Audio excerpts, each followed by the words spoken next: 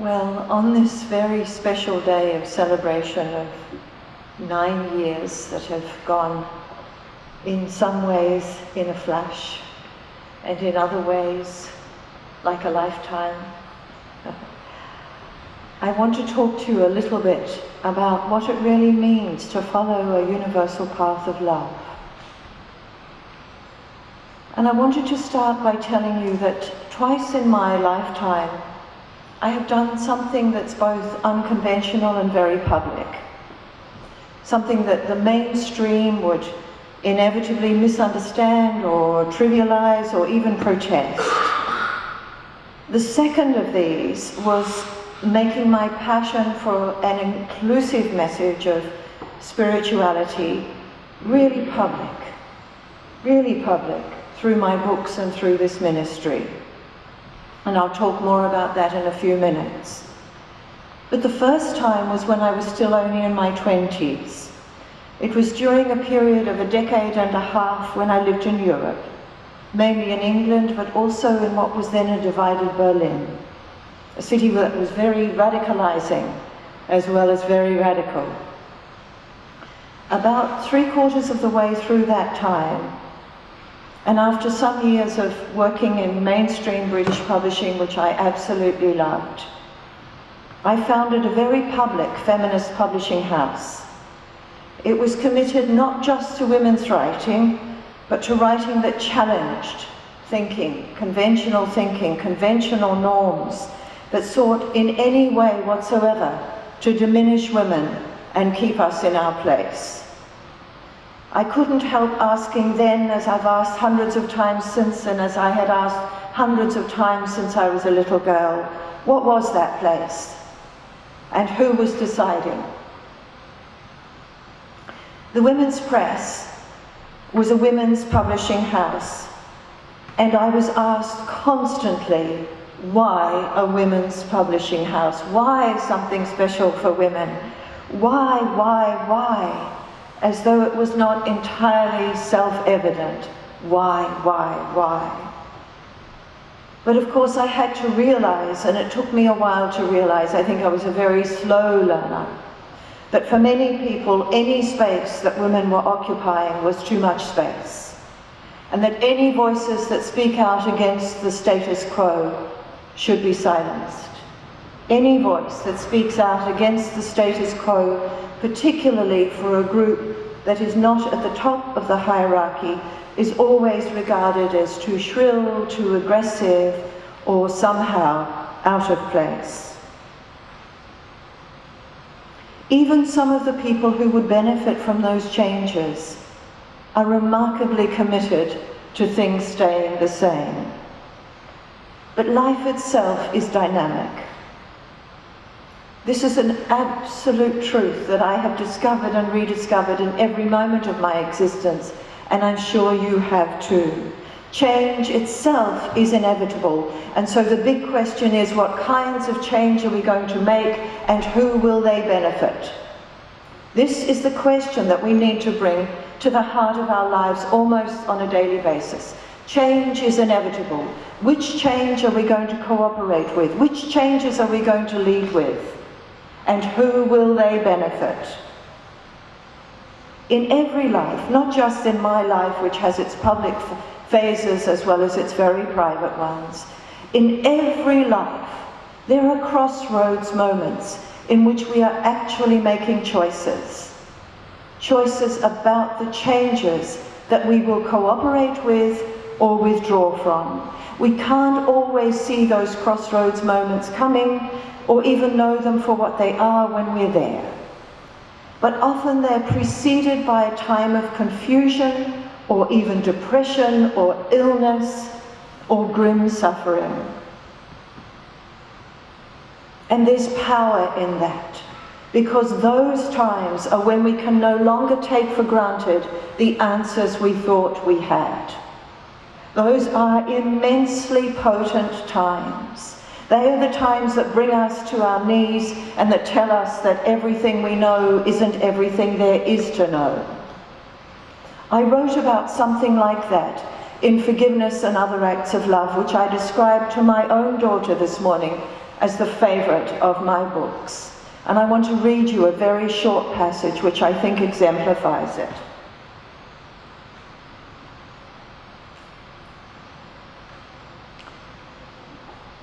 There is such fierce and free beauty in any rare moment in which we stand upright between earth and sky, conscious of the blessings of existence. We and nature are one, sang the poet Andrew Harvey. One dance, one feast, one radiance. It is easy to complain that the dance is not to our liking, or that the feast has turned sour, or that the radiance has dimmed. We can rage against that, we can shout that life is unfair, that we deserve better, that suffering's stick should tap some other's shoulder, or we can look around us. Looking around us, we see that others also suffer and need our help. We can see that the seasons of suffering are often and quite incredibly followed by seasons of insight, wisdom and joy. We can see that sometimes the suffering is of our own making, and it is we who must make amends. We can see that help comes when we ask for it, sometimes wearing strange disguises. And here's a teaching from Ezekiel. A new heart I will give you, and a new spirit I will put within you, and I will take out of your flesh the heart of stone, and I will give you a heart of flesh. Roberto Assagioli tells this story of 3 stonecutters, all employed on the building of a cathedral in medieval times.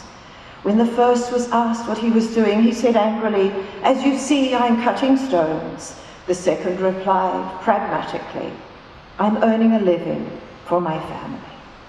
And the third said joyfully, "I am building a great cathedral."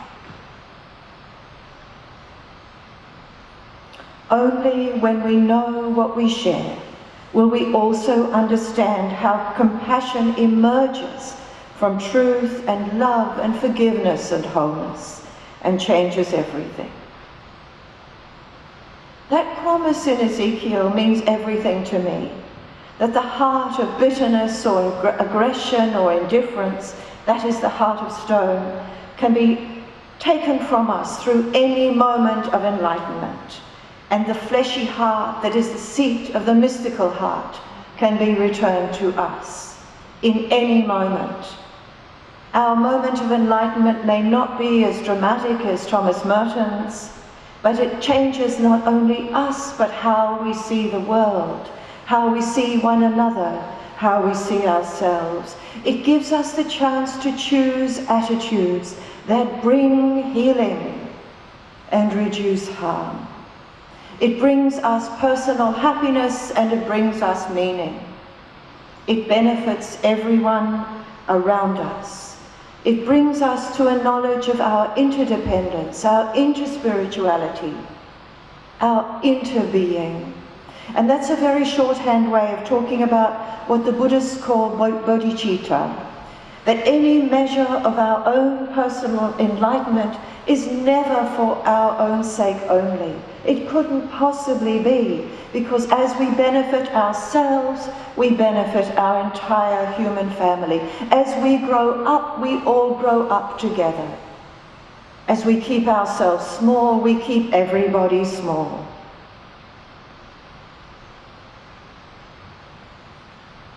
It was John Donne who said, "No man is an island, no woman either."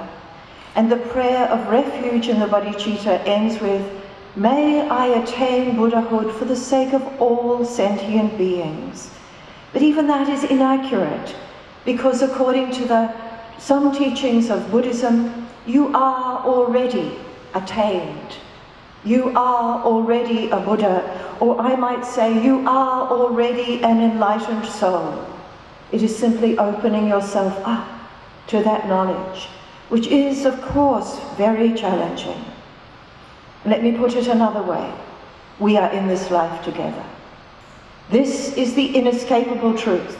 We are in this life together, and some of us have a marvelous, glorious, inspired possibility to really recognize and act upon our knowledge that how we develop ourselves creates the society in which we live.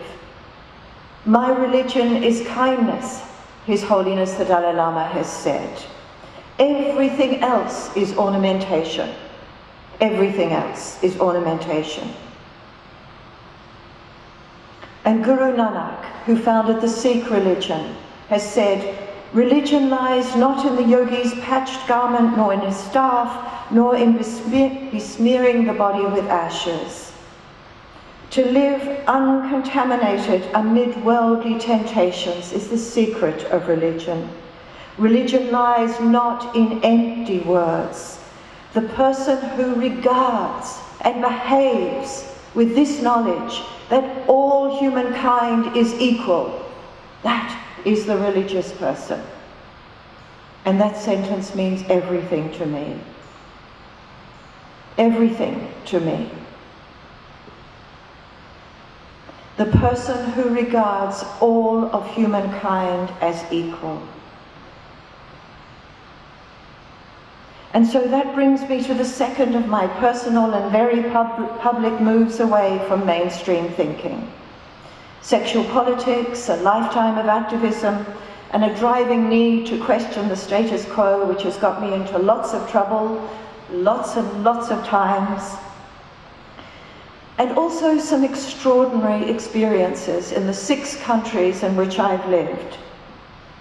All of that has shaped me, and all of that has told me that I could not give my heart and soul to any one religious structure or institution that in any way sought to divide our human family, or sought to create a hierarchy within our human family, so that some people were more deserving of love than others. Not all religions do this in the same way. There are variations on the theme. But all religions, especially in their most conventional and highly defended forms, do it. But that's not the end of the story either. At the heart of all the religious philosophies and all the faiths, there are also teachings that are utterly sublime in their beauty. Teachings that are unconditionally healing, inclusive, life-loving and forgiving. And it is those that we learn through living love. Some of you here today maintain very deep, very faithful links and relationships with the faith in which you grew up, or the faith that you have chosen as an adult. And I utterly respect that.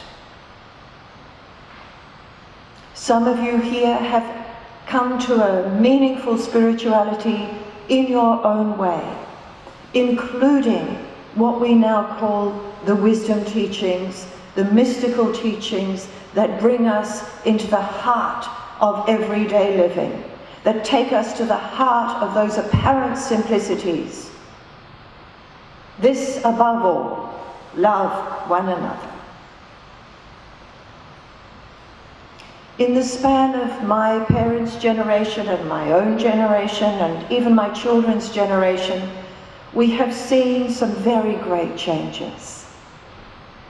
From a world in which Catholics and Protestants despised one another and were largely forbidden to worship together, in a world where different groups of Protestants had their rabid theological differences, and where so-called Christians could put 6 million Jews, social activists, homosexuals and gypsies to death, where racial segregation even in churches was passionately defended, where the so-called Irish Troubles made my then home city of London unpredictable and dangerous sometimes.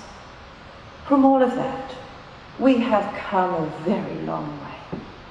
And let's be so grateful for the courage of everybody who led us away from the confines, the chains, the shackles of such thinking. But the question for all of us. And there's always another question. Have we come far enough?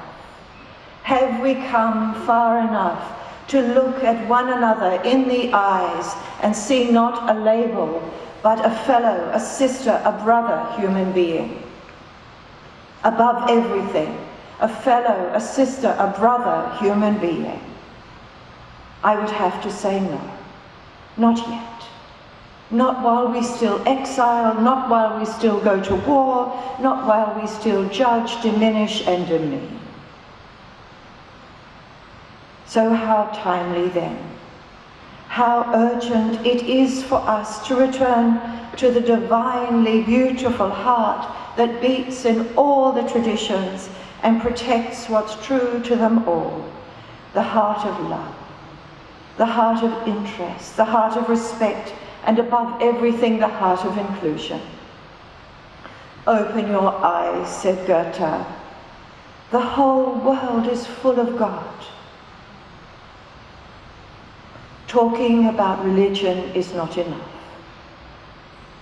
Talking about the problems that religion causes or the solace that religion brings is not enough.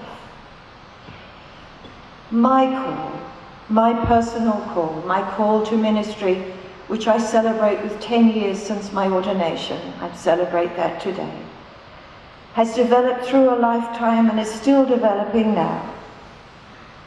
And it arises from an unshakable belief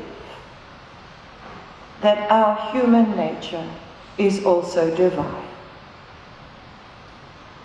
As the Sufi poet Kabir says, here is Kabir's idea. As the river gives itself into the ocean, what is inside me also moves inside you.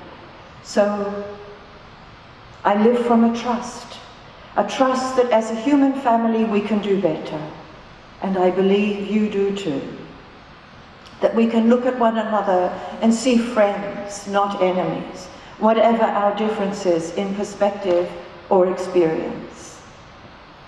See people with whom we may profoundly differ, but whom we can still value as souls on a human journey.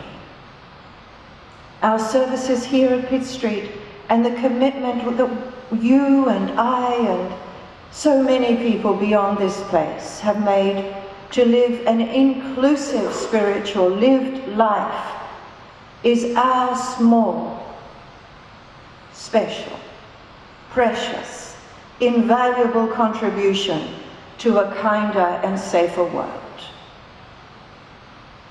To a world in which the seeds of a healing spirituality can be watered and delighted in, where compassion is nurtured and also great joy, where we can hold or be willing to be held, where we can hold and be willing to hold all people in our hearts, without exception. My 30 years as a mother and my lifetime of seeking a God who judges and abandons no one, the God who not only loves but is love, these have been the pivotal experiences of my life and my greatest blessing. I thank you with all my heart for all that you are doing and for sharing what I am doing with me. Peace be in your hearts and peace be in our world. Blessed be.